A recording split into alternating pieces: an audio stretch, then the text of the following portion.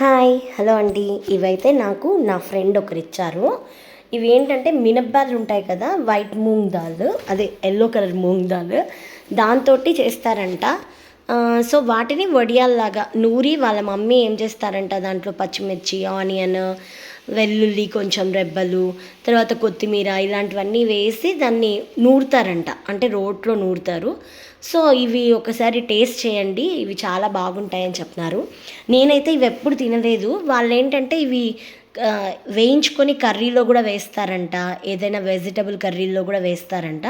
So నేను first అయితే ఒకటి తీసాను ఎలా ఉందో అని, ఇంకా నెక్స్ట్ మిగతావి కూడా వేయించుకోవడం స్టార్ట్ చేశాను.